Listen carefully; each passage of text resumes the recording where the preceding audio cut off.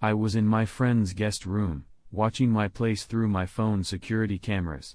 I could hear moaning and the bed creaking. My fiancée seemed to be with my best man and groomsmen from last night's bachelor party. We had been partying on the Gold Coast since Friday, races on Saturday and a wild casino night. Sunday we chilled at the resort pool. Tom and Carl left early Sunday, and later hotel security kicked us out over a found bag of pills and noise complaints. Despite trying, even with a lawyer friend's help, we couldn't stay. We couldn't find other rooms because of the busy weekend, so we flew back to Sydney late Sunday. My groomsmen convinced me not to go home, but to keep the party going at Tony's place since I was off work until Wednesday. I was over the drinking and I avoid pills. I'm more about staying in control, but I joined them out of appreciation for their efforts. We ended up at Tony's after catching a cab. Georgia, my fiancée, was at her bachelorette party in Sydney. I tried calling her, but it went to voicemail. She had moved into my new penthouse a couple of months ago since it didn't make sense for her to renew her lease. Her strict Catholic parents liked me enough, thanks to my bank job. At Tony's, everyone was knocked out quickly from mixing drinks. I went to sleep but got a surprising text from my downstairs neighbor instead of Georgia. "Can you keep it down? Some of us work tomorrow," the text said. Confused, I texted back that he had the wrong number. He quickly replied, "Just quiet her down or gag her." Impressive texting back with all that noise. Now really confused, I figured he thought he was texting the right number. Why? Luckily, I could check from where I was. My penthouse had cameras installed by the previous owner, a wealthy Singaporean's daughter. I could access them on my phone, a setup done when I moved in. I logged in and checked the living room camera first. It showed empty beer bottles, wine glasses, a bong, and a bag of pills on the table. Clothes scattered around, but no one in sight. Noise from another room made me switch to the bedroom camera. The bedroom, lit by moonlight, showed a trio tangled up on my bed. One voice said, "I've missed you." "I've missed you too, Tom," came George's reply. I was shocked. My best man Tom and my fiancée together, and clearly this wasn't new. "Doesn't Adam satisfy you?" Tom asked. "He's too big." "Keep going, Carl. I'm almost there," she responded. Stunned, I sat down. My fiancée was cheating with my best man and another groomsman. I was furious, but knew I needed to be smart, not rash. I checked the security system was recording. It kept 24 hours of footage. The video was a bit fuzzy due to clouds, but Tom and Carl's voices were clear, discussing past hookups with Georgia. She was engaging too, giving me enough evidence. After they finished, Georgia went to the bathroom and the guys got drinks and came back, continuing to talk and touch, adding to the evidence. "I want to bed you in your wedding gown," Tom said. "I won't have it until the day before, so you'll have to wait till after the honeymoon," Georgia replied, always planning ahead. "No way. We're talking about on the wedding day," Carl chimed in, being a jerk. "And how do you plan to pull that off?" "You naughty boys," Georgia chuckled. I scoped out the reception venue with Adam. "The ballroom has a side room where the band plays. We'll take turns distracting Adam while the others entertain you," Tom explained, feeling clever. "All four of you?" Georgia asked, amused. "Would you want it any other way?" Carl chuckled. "I guess not. You know I won't be on birth control then. Adam wants to start a family right away. You guys will be gambling with my fertile eggs." "Just thinking about it gets me heated," Georgia confessed. "How had I missed all this?" "Me too. So get down there so I can show how hot it's going to be," Carl ordered. "Take it easy, Carl. We've got all night and most of tomorrow." "I'm not picking Adam up until 5 p.m., Georgia remarked. "Don't be uptight, girl. Get into it. You know you want to," Tom urged, nudging Georgia's hand into Carl's lap. She started engaging with them, the room filled with slurping sounds and their groans. Carl took to her back while Tom watched. Georgia was loud and energetic, explaining the neighbor's frustration.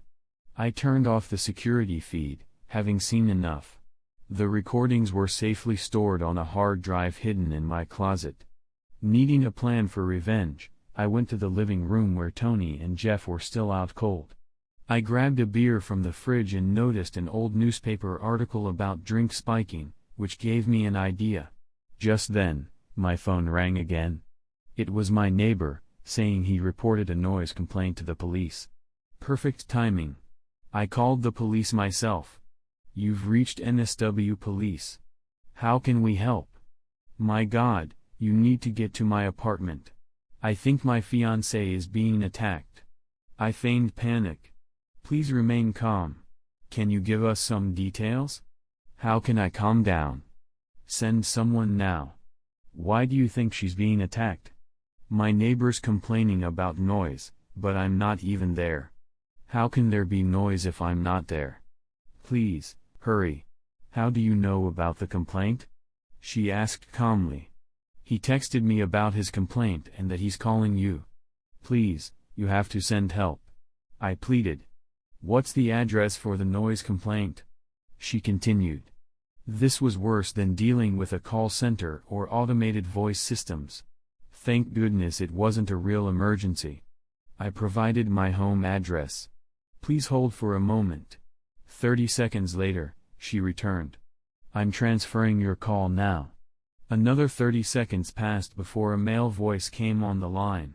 "This is Senior Sergeant Potts from the Intimate Crimes Division. May I know who's speaking?"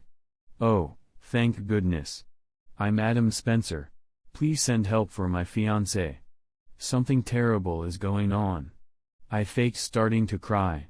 "We have a unit nearby. We just need to confirm something. Don't take this the wrong way, but the noise complaint mentioned, it sounded like closeness. So, is there a chance someone else is there with your fiancée? Or, maybe she has someone else over." Whining wasn't getting me anywhere. Time to try getting angry. "We're getting married in 3 weeks. What do you think? If all this delay causes her harm in any way, I'm going to sue you in the department. I'll go on every TV show and write to every newspaper using your name. Please calm down, sir. We'll check this out. What's your fiancée's name, and what was she supposed to be doing tonight?" I was ready for this one. "Georgia, she was out with friends for her bachelorette party in King's Cross. The paper said the offenders were targeting that area." "Okay, there's a unit nearby. They'll swing by. Are you calling from your mobile? We'll need the number to keep you updated." "Yes. Should I go there too?" "No, please stay put until we reach out." And with that, he hung up. That didn't go as planned. I wanted them to burst in and cause a scene. I doubted the ape claim would stick, but explaining the pills on the coffee table would be tough. For 20 minutes, nothing happened. Then my phone buzzed with another text. It was from my downstairs neighbor. "Sorry, man. Thought it was you up there. Police are on their way now, with magnums and helmets and stuff. Hope George is okay. Praying for you both." Wow, they fell for it. I quickly checked my security feed again. I had to see this. When I turned on the bedroom camera, I couldn't believe my eyes. Tom and Carl had used a couple of my work ties to bind George's legs and arms to the bed frame, taking turns having closeness with her. She seemed to enjoy it, but their kinky game was about to blow up in their faces. I switched to the living area and aimed the camera at the door, but there was no action yet.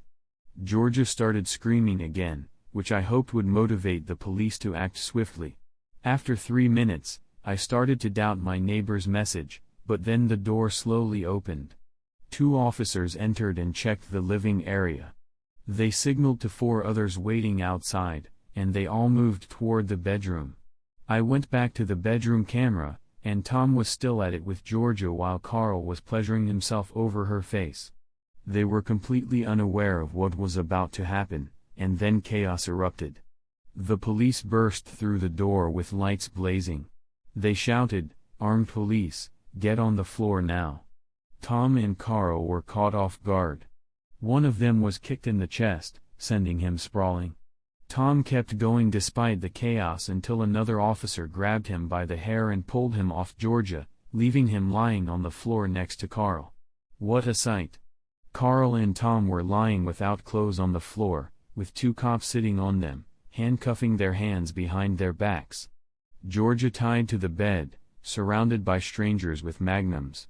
One of the officers covered her with a blanket and started untying her while they pulled Carl and Tom to their feet and escorted them out the door. Finally, the guys found their voices. "What the heck is going on?" Tom yelled. "You sick perverts will pay for this. You'll be the one suffering where you're headed." A cop growled as he pushed Tom against the doorframe. "She was into it." "It was an ape," Carl interjected, but he regretted it when another officer slammed the butt of his tool into Carl's stomach, causing him to fall forward onto his face. They escorted the guys out of the room, and a female officer came in and took charge of Georgia, who was now free and wrapped in a blanket. She sat Georgia down in a chair by the window and spoke gently, reassuring the bewildered Georgia. "Don't worry, Georgia, you're safe now. The senior sergeant will contact your fiancé and have him meet us at the hospital." "The hospital?" "Yes, we need to get you checked out. Do you want your mother to be there too? The hospital has a great team to support you through this difficult time. They're experienced in helping victims of offense." Georgia looked stunned, like a deer caught in headlights. "Ape," she stuttered. "Don't worry, honey, they can't harm you anymore. Just take your time. The paramedics will be here soon." This was going to be intriguing. Would she accuse them of ape, or try to lie her way out of it? The pressure to choose would be immense. Either claim offense or admit to consensual closeness and be labeled as promiscuous. Everyone in that room knew she was engaged. I switched cameras to check on Tom and Carl. They were sitting on the couch in their underwear, while an officer in plainclothes questioned them about the pills, but they remained silent. "Come on, guys, we've found a large amount of pills here. You're likely beyond personal use and into the dealing territory. That could land you in prison for at least 3 years, even before considering the ape accusations. We're just saying it wasn't ape. Beyond that, we're exercising our right to remain silent and waiting for our lawyer," Tom said firmly. "Help us out now, and we can all wrap this up early," the officer urged again. The guys stayed silent and stone-faced. "Fine, have it your way," the officer turned to his colleagues. "Take them to the van, get them to the station, and let them make their phone call." The armed officers lifted Tom and Carl off the couch and escorted them out the door. Meanwhile, the other officer gestured for the female officer to join him outside the bedroom. They conferred quietly, making it impossible for me to hear. When they finished, the female officer returned to Georgia, while the other officer dialed a number. Suddenly, my phone started ringing. "Hello?" I tried to sound as worried as possible. "Mr. Spencer, it's Senior Sergeant Potts. What's happened? Have you found Georgia? Is she okay?" "What?" My rapid-fire questions were cut off by the sergeant. "Calm down, Mr. Spencer. We have your fiancée. She'll be taken to the hospital soon." "Oh my God, is she all right?" "Yes, it's just a precautionary checkup. I'll give you more details at the hospital. We should reach St. Vincent's in about 10 minutes. Call me when you arrive, and I'll find you to brief you on our operation." Before I could respond with another frantic question, he hung up. I called for a taxi and left Tony's place. Everything had turned out better than I expected, but I was unsure about the police's take on the situation. Would they believe Georgia or Tom and Carl? I needed to stay alert to keep this situation under control. At the hospital, a constable greeted me and led me to a room off to the side. Inside, a tall, thin man with a prominent nose was on the phone. The constable told me to wait, then poked his head into the room to inform the man of my presence. After finishing his call, he approached me with his hand outstretched. "I'm Senior Sergeant Potts," he said, shaking my hand. I'm Adam Spencer. Where's my fiancée? She's with the doctor at the moment. You'll be able to see her soon. But first, I'd like to have a quick word with you. He gestured to a chair at the desk and took a seat across from me. Clearing his throat, he continued. Earlier tonight, 5 armed officers entered your apartment and apprehended 2 males who had your fiancée tied to your bed. They were having closeness. We have them at the police station and they're currently being questioned. Your fiancée, Georgia? I interjected. Georgia is currently being examined by medical staff and giving statements. She'll be done soon. In the meantime, I have a few questions to help us understand everything, Senior Sergeant Potts explained. Is all this really necessary? Shouldn't Georgia's well-being come first? I just want to see her, I protested. You'll see her soon, sir, but I need to clarify a few things first. He ran his hand through his hair, then leaned forward. Where were you tonight? Why does that matter? I asked innocently. If you were home, Georgia might not be here now. Ah, I get it. Well, I was at a friend's house. It was my bachelor party this weekend. We got back late from Brisbane and one of my groomsmen insisted we continue the celebration at his place, I explained. Where exactly was this? Renwick, I think, or one of the nearby eastern suburbs. What time did your neighbor contact you about the noise? I'm not sure. Let me check my phone. The text should have a timestamp, I said, pulling out my phone and scrolling through messages. At 11:45 p.m., I want to show you a couple of pictures on my phone. They're of the men we have in custody. Let me know if you recognize them, he said. Is this normal procedure? Just a hunch. These 2 don't fit the profile of offenders. They look more like young office workers to me, he explained, showing me the images on his phone. I tried to appear shocked, then angry. What? Is this some kind of joke? Why do you have pictures of Tom and Carl? I demanded. Who are Tom and Carl? Tom's my best man. Carl's one of my groomsmen. What's going on? They were the 2 men we found without clothes at your apartment. Why weren't they at your party? They left Brisbane early. They said they had work tomorrow, or so they claimed. I slumped in my chair, trying to look defeated. Someone spoke from behind me. Hey, Mick, can I talk to you? It was the policewoman from my apartment. Can you step outside for a minute, Mr. Spencer? She asked. I got up and headed for the door, leaving my phone on the chair. I had set it up to record my conversation with the sergeant, thinking it might come in handy later. They chatted for a while, then both left together. I'll be back with your fiancée. I mean, Georgia, shortly, she said as she left. I grabbed my phone, put in my earpiece, and listened to their conversation. The policewoman began. We've done all the checks. I've taken down a statement, but she hasn't signed it yet.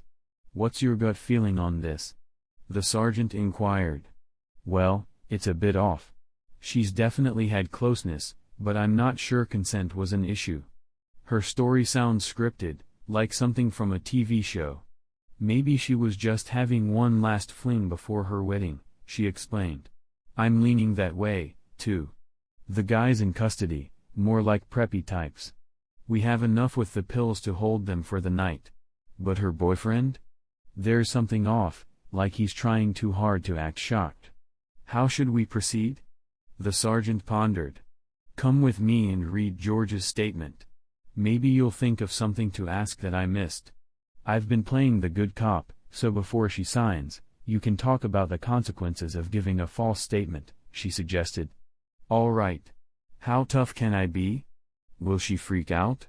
She's a potential victim even if we're not entirely sure, he asked. She doesn't seem traumatized. She's more likely feeling guilty or worried about getting caught. Maybe you can scare her a bit to get the truth. Let's go find out then. The chair escaped as the sergeant stood up. Then there was silence until I stopped the recording. I wondered what Georgia would do. Checking my watch, I realized it was time to set my revenge plan in motion. I scrolled through my contacts, found the number and dialed. "Hey, it's Adam. What are you doing up at this hour?" Eric asked. "It's a long story. I'll tell you later over a beer, but I was wondering if your column for tomorrow's edition is finalized." I inquired. Just about the start of the financial year is always slow for gossip. "Got any juicy tidbits?" Eric's interest was sparked. "Would you want to hear about two young guys facing pills and intimate offense charges, both on the fast track to the boardroom?" I teased. "Absolutely. That's the kind of gossip I've been craving." "Can I use their names?" Eric asked eagerly. "If you want to avoid lawsuits, don't use names. Keep it in the Guess Who Don't Sue section." Eric usually ended his columns with a Guess Who Don't Sue section where he dropped juicy but unconfirmed gossip without naming names. During morning tea breaks, office workers would try to figure out who was being talked about. "Come on, spill the beans. I need some background to craft my cryptic clues," Eric urged. "It's Tom and Carl," I replied, trying to stay composed. "Your best man and groomsman. You're throwing your buddies under the bus. Who did they go after?" "Your mom?" Eric joked. "My fiancée, or should I say my ex-fiancée?" I said bitterly. "Oh," Eric paused, his response unexpected. "Did you already know about this?" I asked. "No, but I'm not entirely surprised," Eric admitted cautiously. "What's that supposed to mean?" I raised my voice, earning a stern look from a passing nurse. "Well, there have been rumors about Georgia and her boss for a while. I couldn't confirm it, so I didn't mention it," Eric explained. "She's sleeping with her boss too?" I half shouted. "Probably, but the story was she was offered as an incentive to potential clients," Eric said sheepishly. "Damn, how could I have missed all this? It's called love, Adam. So do you want me to go all out on this?" Eric asked. "That's why I called. Let's expose those jerks. It's a deal." We exchanged farewells and hung up. A policewoman strolled down the hallway toward me. She had a confident stride and a great figure. Oh, the allure of women in uniform. She stopped in front of me. "I'm Constable Haven. I specialize in helping victims offense. Can I have a quick chat?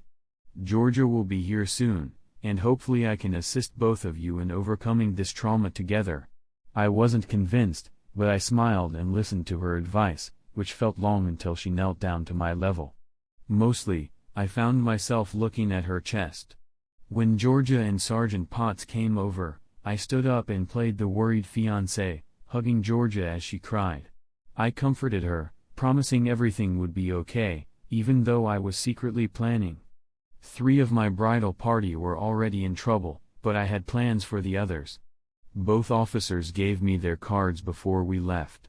On the ride home, Georgia kept thanking me and telling me how much she loved me. Back at the apartment, while I started cleaning, Georgia wanted to be close, but I was done being intimate with her. I decided to schedule a doctor's visit soon. "Come on, baby. I need you to cuddle me," she begged. "I need to clean up first. You go to bed. I'll be there soon." She finally gave up and went to bed due to exhaustion. I then downloaded and reviewed the video for my security system. It clearly showed there was no offense, setting up one charge for filing a false report. The guys were just getting high and let slip that they got their pills from Tony. I knew he used pills, but didn't know he was selling. That meant a pills charge for him.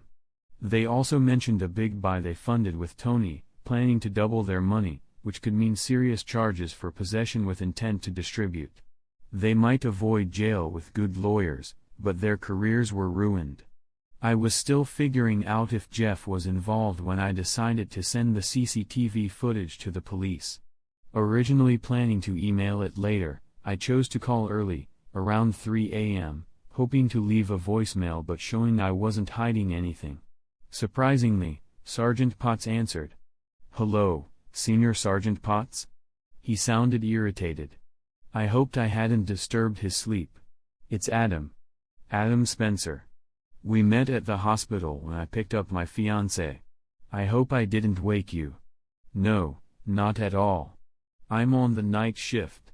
I don't sleep until 8 a.m. His mood wasn't getting any sunnier. Listen, I don't want to take up too much of your time, but there are 3 CCTV cameras connected to a hard drive in my apartment. I sniffled and cleared my throat, trying to sell it. Oh, really? That grabbed his attention. Why didn't you mention this earlier? Have you checked it out? I could almost picture him suddenly sitting up, leaning forward with anticipation. I guess with everything going on, I forgot. I have. I paused again and sniffled. Sorry, it's tough. You know, I looked at it and, I stopped abruptly and the sergeant took the bait. What? What did you see, Adam? Adam, are you still there? I don't think it was Ape. Oh God, they came in together laughing and kissing. I let out a choked sob and pretended to cry. Was there anything about the pills? The sergeant pressed. He already suspected the Ape claim was false, but he still seemed eager to pin something on the boys. I didn't watch much after that, but they were putting them on the coffee table. I lied. I need to see that footage. There are 2 high-powered lawyers here making a lot of noise about lawsuits. Can you send it to me? I could email it, I think. Hold on and I'll give you an address. We need to get it quickly. He gave me the address, then hung up. I went to my computer and sent a copy of the entire footage from the 3 cameras. I went to the spare room and tried to get some sleep, but just ended up tossing and turning with my eyes closed. I couldn't believe I had misjudged my girlfriend and my buddies so badly. Around 5, my phone rang. Sorry, I hope I didn't wake you from a deep sleep. It was Sergeant Potts and he sounded much happier. I was in bed, but I'm having trouble sleeping, I replied shortly. Yes, well, that's understandable, given the circumstances. Look, I won't keep you. Could we grab a coffee when I finish my shift at 8? There are a few updates I want to discuss with you. Sure, I don't have any plans. My response was tinged with bitterness. There's a coffee shop in Surrey Hills just down from the Oxford Tavern, do you know it? Yes, I don't go in there much. Too many cops. Yes, I suppose there are. Well, I'll see you at 8. He hung up and I went back to tossing and turning, trying to sleep. I got up at 7 a.m. and took a shower. Georgia was still asleep, or at least pretending to be. I doubted she was eager to talk to me until she had a chance to come up with a story. I turned on the morning TV shows, hoping to distract myself from the last 24 hours. The top story on the 7.30 news quickly grabbed my attention. The Pills Squad police conducted a dawn raid in the beachside suburb of Bronte. A 2-story house was raided and 2 men were detained in connection with an inner-city pills ring. Neighbors of the house said the occupant was a nice young guy who worked for a bank in the city.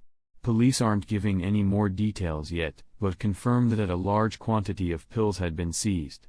They also mentioned that they were holding other individuals, who they hope can assist with their investigation. Oh yeah, serves you right, you jerks. Sergeant Potts would be pleased.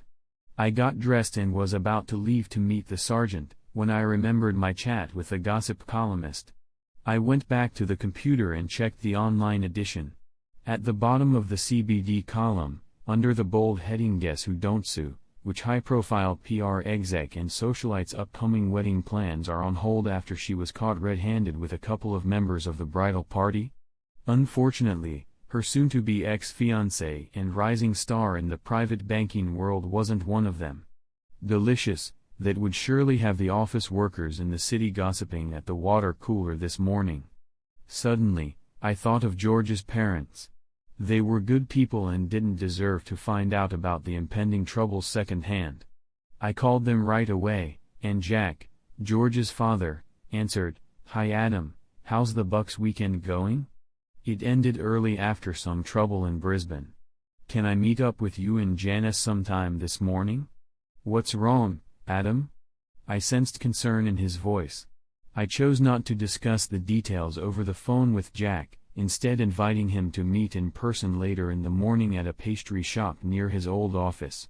He agreed, cautioning me to wait for all the facts before making any decisions. Despite his advice, I felt confident in what I knew and left for our meeting, enjoying the mild, sunny weather in Sydney. At the coffee shop, Sergeant Potts updated me on the case progress. Although the CCTV footage wasn't usable in court, it helped the police pressure the suspects into turning on each other during separate interrogations. This led to a raid on Tony's house where they found more pills. Tony broke under pressure, offering to name his supplier in exchange for a deal. The suspects were scheduled for a bail hearing, with Tony possibly joining them depending on his cooperation with the prosecutor. The hearing was set to be public, much to the displeasure of their lawyers. As the conversation shifted, Sergeant Potts hinted at his suspicion about my remote access to the CCTV and its logs, suggesting he might investigate further. However, he reassured me that his focus wasn't on me, but on understanding my intentions toward Georgia. The sergeant mentioned that Georgia could be charged with making a false statement, though the charge might not hold. He suggested he could pursue the charge if I wanted revenge or let it slide to avoid unnecessary paperwork, leaving the decision to me. After finishing my juice, I stepped outside into the sunshine and decided to go to work looking disheveled to fuel office gossip, despite the personal embarrassment aiming to undermine Tom and Carl standing at the bank.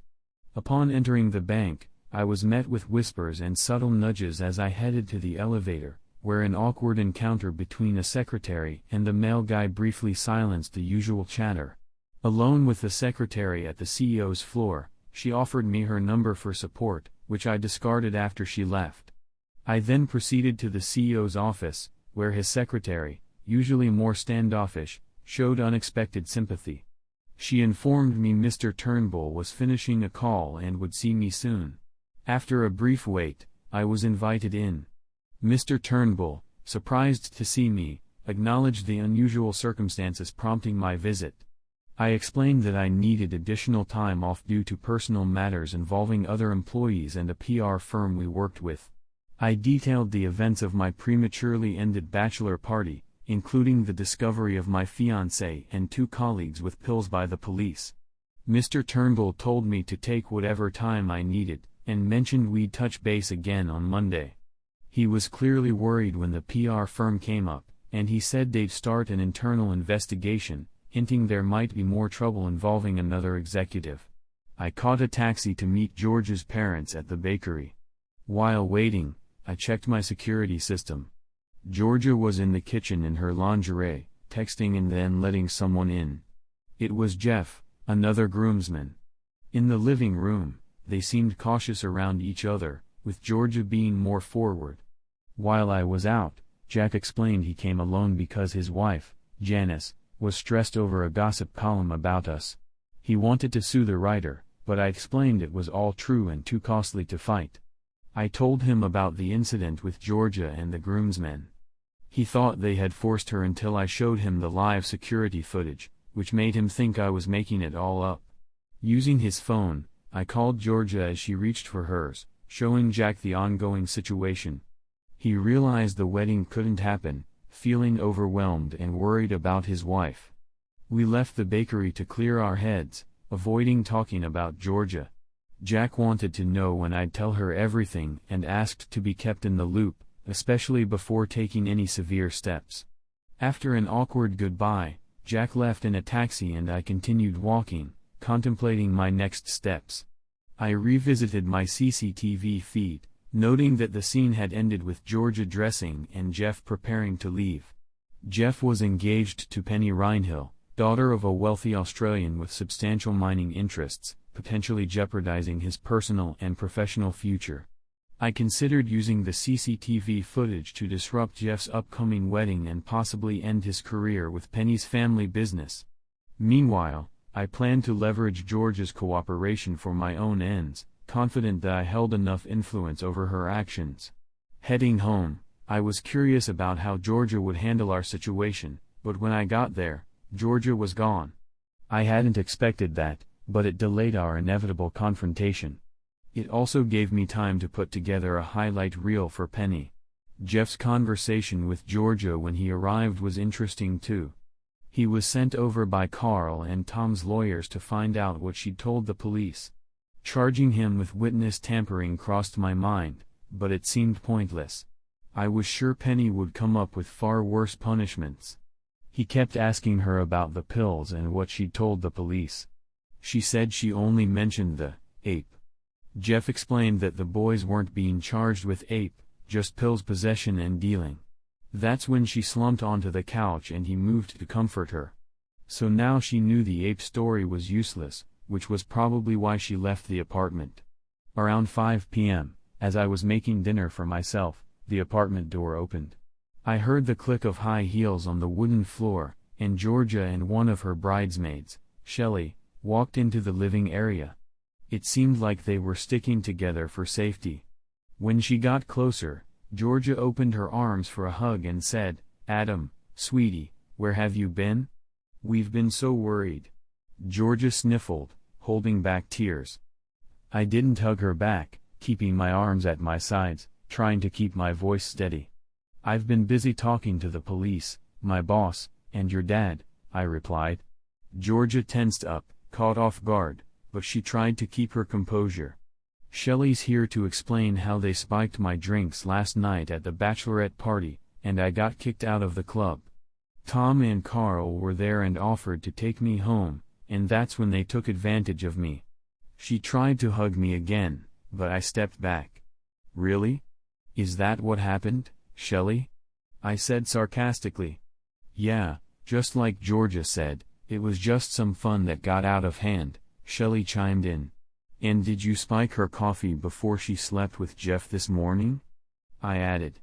Shelley's mouth hung open in shock, while Georgia looked between us, searching for words.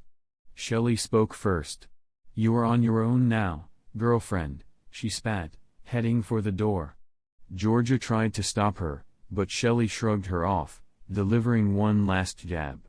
"I knew you liked to party, but I didn't know you were such a slut." The door slammed shut, leaving Georgia and me alone. She turned to me, tears streaming down her face, blubbering apologies and excuses. "I was drunk, and I was upset this morning. It's only happened twice. Please. I'll be good." "You're pathetic," I yelled, finishing the beer I had opened earlier. "Only twice," I mocked, imitating Tom's voice. "God, I've missed you." Then George's reply. "It's missed you too, Tom." Once again, Georgia looked shocked. "But how did you remember when you moved in and I told you about the security system and the cameras?" I interrupted. "Yeah, but you said you didn't use them," she replied. "I don't, but they're still running 24/7. I thought the police might need a copy for evidence of your rape. But unfortunately, it just proved you were lying," I explained. Tears were streaming down her face, a constant flow running down and dropping off her cheeks. She was crouched down, leaning against the wall. Honestly, she looked pitiful, small, sad and pitiful. I made up my mind then I'd ask the sergeant to drop the false statement charges, but I wouldn't tell her until I figured out why she did it. If she even knew. I went over, helped Georgia to her feet and guided her to the kitchen table. She tried to hold on to me, but I stepped back, grabbed 2 beers from the fridge and sat across from her, popping open the beers. I placed one in front of her and took a sip of my own. "I need you to understand we're done." "All right," I stated. She nodded silently. "The cop asked if I wanted him to nail you for lying. I have to decide by 6 p.m. tonight. So you've got 30 minutes to answer my questions honestly and I'll tell him to let you off the hook." "Please, Adam, don't do this," she began, but I cut her off. "Answer my questions or wait for the cops," I interrupted firmly. She nodded again, picked up the beer I gave her and took a long gulp. "A friend in the city told me you've been sleeping with your boss. Is that true?" I asked. Georgia nodded once more, wiping her tears with the back of her hand. "For how long?" I inquired. "About 9 months," she replied, sniffling loudly. "You've only been there 10. Why the hell would you do that? I exclaimed. I was recruited for a new corporate team supposed to be the top in the market. Georgia explained, sniffling again. My boss, Jeremy, called me into his office after a month. He wasn't pleased. She paused, taking another drink. Her sniffles were driving me nuts. So I grabbed a box of tissues from the sideboard. She blew her nose loudly and continued. Jeremy said I wasn't contributing enough. I told him I was working harder than anyone. He came around his desk, stood in front of me and said I was hired for my assets. And it was time to use them. Then he started unbuttoning my blouse. Wow, that's straight up intimate offense. Why did you put up with that? Easy for you to say. You're the prodigy. Youngest guy ever to snag $1 million bonus. I was on my third job in 2 years trying to make my mark. Her tears were gone, replaced by anger. By sleeping with your boss? That's one way to build a reputation, but not a good one. My mouth landed as 4 big accounts. I couldn't believe she was proud of being a corporate prostitute. And now they'll kick you to the curb and you'll have to hustle for real. I don't think so. Jeremy wanted some insurance, so I secretly recorded some of our encounters. I kept copies to protect myself. Now, that was interesting. If I could get a copy of her and Mr. Turnbull, I might be able to mess up that jerk. Where do you keep the copies? I asked, hoping it wasn't at work. On the desktop at work. Darn it, I exclaimed, slamming my beer bottle on the table. What's wrong? Georgia looked scared. I would have loved to have a copy of one with you and Mr. Turnbull. I stood up and went to the window. I've never. She trailed off, meeting my gaze. Well, we. How did you find out? She finally asked. Pretty obvious, right? You're using your assets to land you clients. Our bank happens to be one of them. Is that all you want? If you're that eager to watch it, I'll just head to work and make a copy, Georgia shouted, causing her chair to tip over as she stood up. You won't even make it through the front door, I called after her.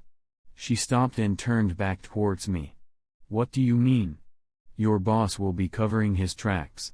You'd be greeted at the door by a security guard with a box of your stuff. There's no way they'd let you near your computer. Georgia bit her lip, a telltale sign of uncertainty. Dropping her keys back on the table, she came back towards me and slipped into the office. I peered in and found her sitting in my chair, booting up the computer. I can access my computer remotely, she declared triumphantly. I watched as she entered her access code, trying it again and again. Her shoulders slumped as she realized I was right. She'd been locked out. Damn it. She sank back into the chair, apparently defeated, but then sat up with renewed determination. There's a back door into Jeremy's computer where I put the video files. Yes, that's it. I leaned over the chair. Copy everything, I instructed. You'll need some leverage for your severance pay negotiations. More importantly, I needed something to mess up my boss's life. I left her to it, and about 20 minutes later, Georgia emerged from the office, grinning and waving a portable hard drive. Got all the juicy stuff?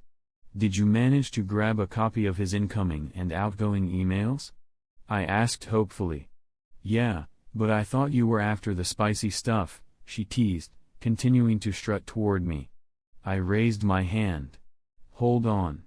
I've seen more than enough of your antics in the past 24 hours to last me a lifetime. I just need some insurance in case the bank comes after me too. But I thought maybe we could, try again. Sell everything, move overseas, start fresh. Unfortunately, there's not much fresh about you, Georgia. When I saw you with Tom and Carl, I figured maybe you were drunk. But today, with Jeff. You need help, but I'm not sticking around to see how it turns out. She started crying again. I grabbed the portable hard drive and headed to the office. Georgia ran into the bedroom, slamming the door behind her. The hard drive was even better than I expected. Turns out Jeremy and Mr. Turnbull were old pals. They exchanged emails about Georgia and her skills, and even had their own threesome file with her. But that wasn't the best part. They'd conspired to defraud the bank. Mr. Turnbull wanted to beef up his retirement fund, so he had Jeremy inflate the tender bid for the PR contract.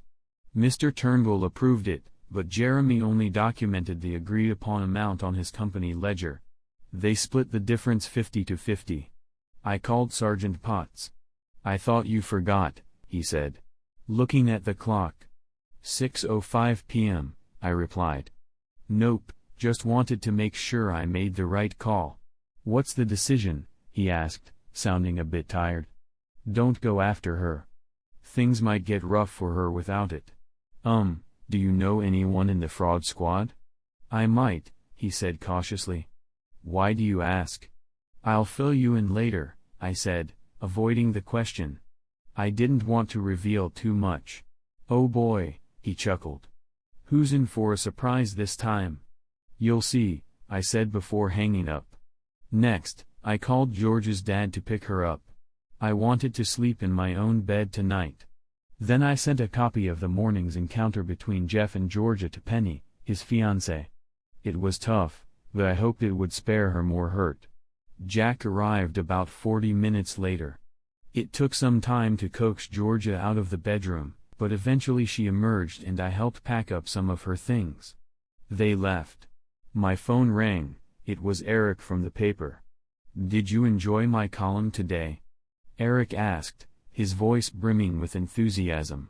"Yeah," I replied flatly, lacking conviction. "Come on, not having second thoughts, are we?" I wanted to get back at them, but I'm hurting others too. I thought of Jack and Janice. There's always collateral damage in war. "Who do you want me to target tomorrow?" I pondered for a moment. "You still there?" Eric asked. "Yeah, just thinking." He was like a scavenger, circling for another meal. "The 2 groomsmen caught with Georgia and 1 other will be charged tomorrow with pills offenses." "Sorry mate, but 3 bankers caught with a joint won't cut it," he said, disappointment evident.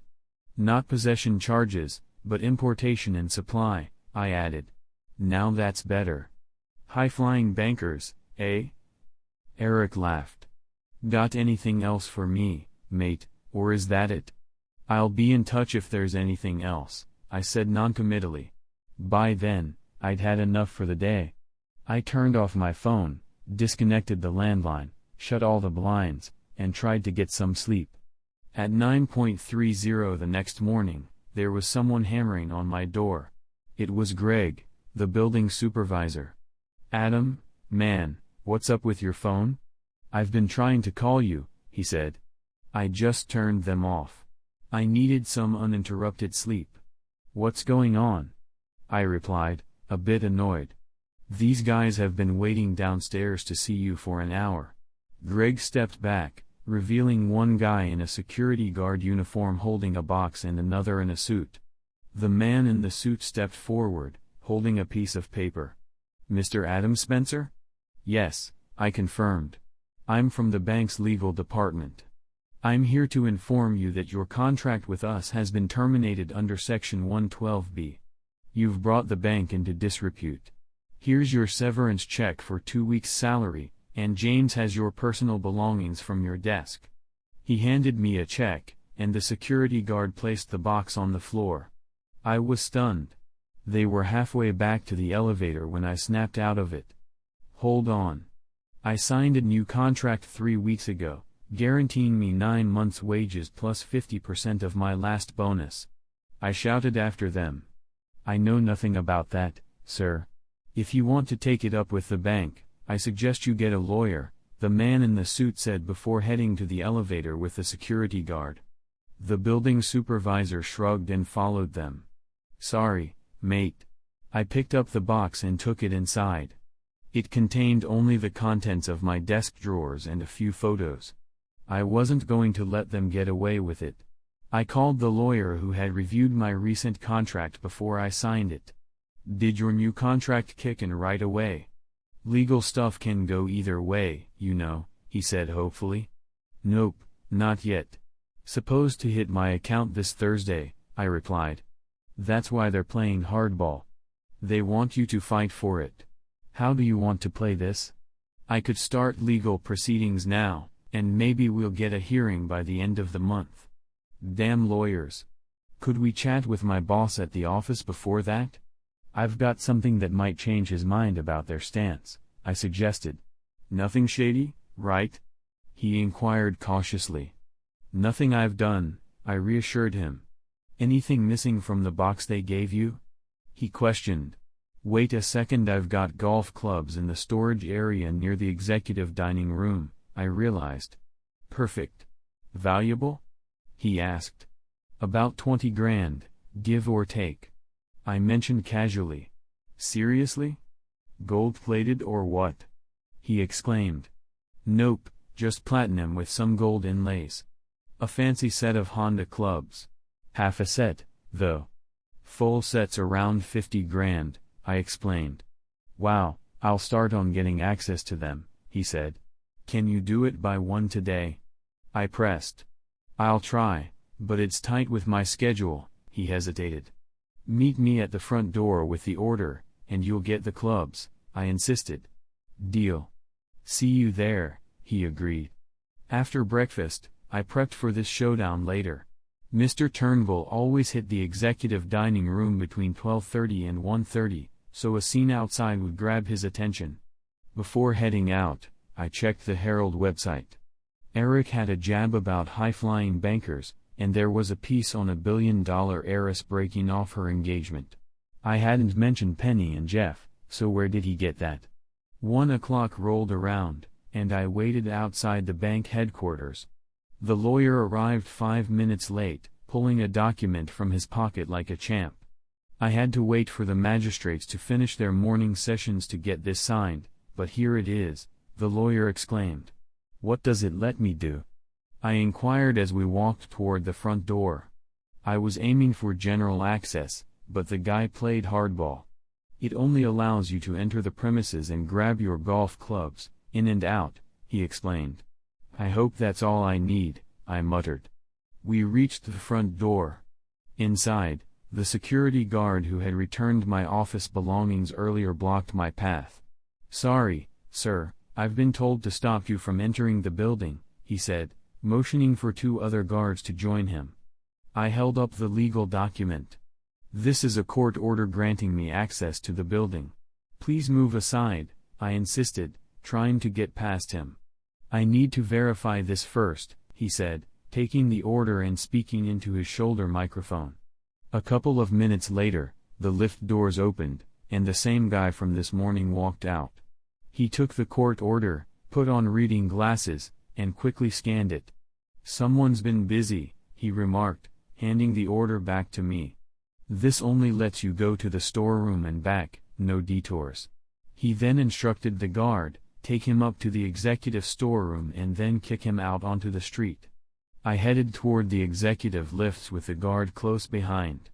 After retrieving my clubs from the storeroom, I dropped them in the corridor and caused a commotion. Some jerk stole my fairway wood, I exclaimed, storming up the corridor toward the executive dining room. You can't go up there, sir, the guard protested, trying to grab my arm but missing. As I neared the dining room, the guard caught up and grabbed me just as Mr. Turnbull appeared in the doorway. What's all this noise? He demanded.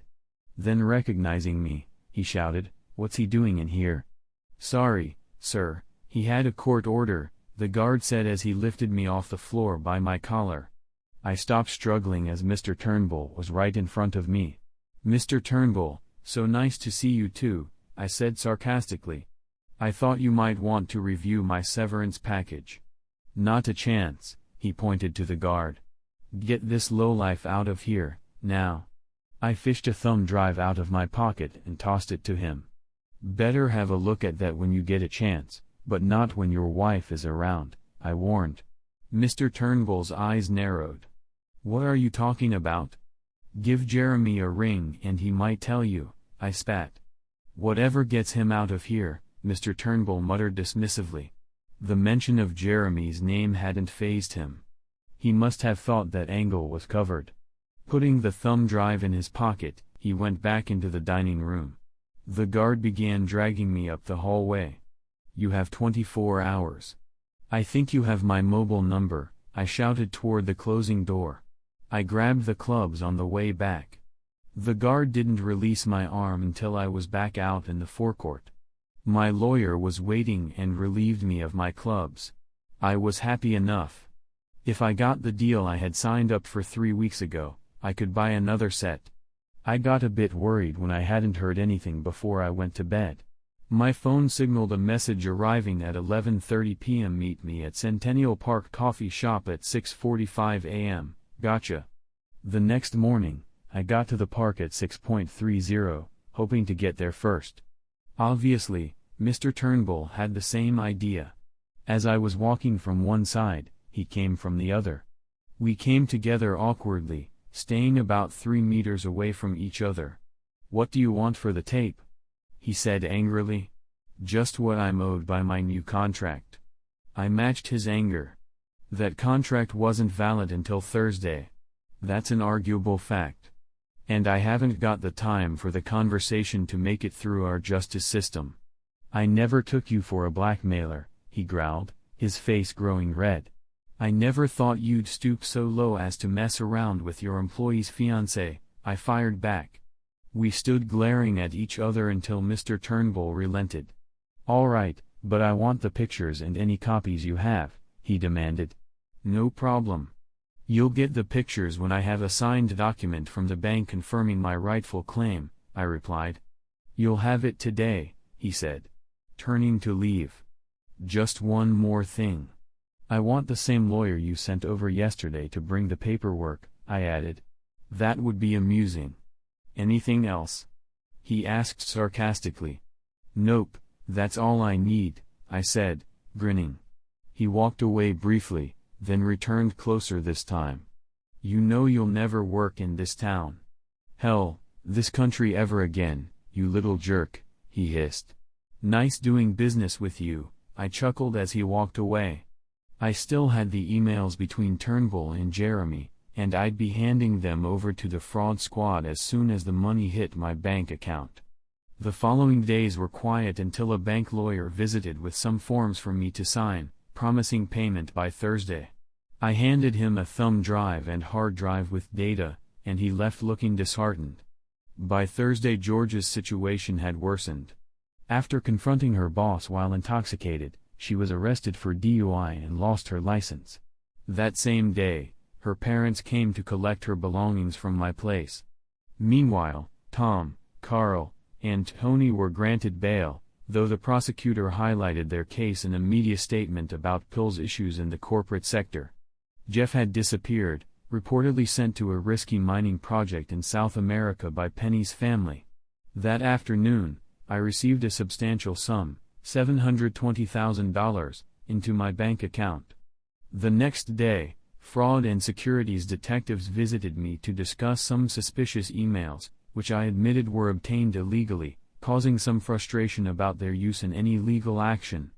Afterwards, finding a new job became challenging, as Mr. Turnbull seemed to have tainted my reputation within the banking industry.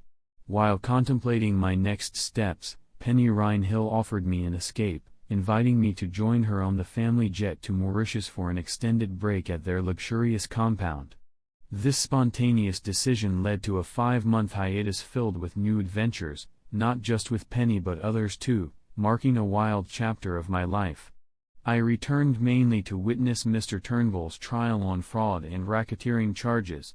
Initially confident with a robust legal team, his composure crumbled by the end of the first day, as the prosecution presented compelling evidence of his involvement with Jeremy in the PR deal. Jeremy had turned state's evidence, agreeing to testify against Turnbull for a reduced charge, which led to the bank retracting its support. By the second day, the bank's legal team had abandoned him, leaving him with minimal representation and announcing their intention to recoup losses through civil actions.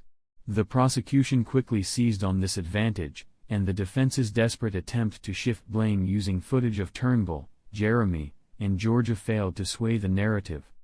Georgia and Jeremy were both dragged deeper into the scandal, with the media frenzy intensifying when they were summoned to testify. Despite the defense's efforts to discredit them, testimonies from Tom and Carl resonated with the judge, leading to Turnbull being formally charged. He eventually pled guilty, receiving a 2.5-year sentence, but managed to transfer his assets to his wife, who then filed for divorce, leaving him seemingly destitute. The Department of Public Prosecution capitalized on the high-profile case, pursuing charges against Jeremy and Georgia as well. Jeremy faced multiple charges, resulting in a 3-year sentence, while Georgia received a suspended sentence for her part in the recordings, though her public image suffered greatly. Throughout the ordeal, I was scrutinized and mislabeled in financial circles, which damaged my career prospects permanently. When no one will hire you, you have to make your own way. I started a venture capital firm, focusing on environmental projects. I'm not rolling in dough, but I'm getting by and hopefully making a positive impact. Penny and I stayed in touch, but she was a bit of a player, and I wasn't. I'm still on the lookout, but my trust issues tend to get in the way. I just launched a project to restore some wetlands about 700 kilometers west of Sydney, way out in the true outback. 2 mining companies and a bank are funding it to polish up their corporate images. I'll be living in an old homestead that used to be the main house for a massive sheep station along the Darling River. Hopefully the fresh air and vast skies will bring me some better luck.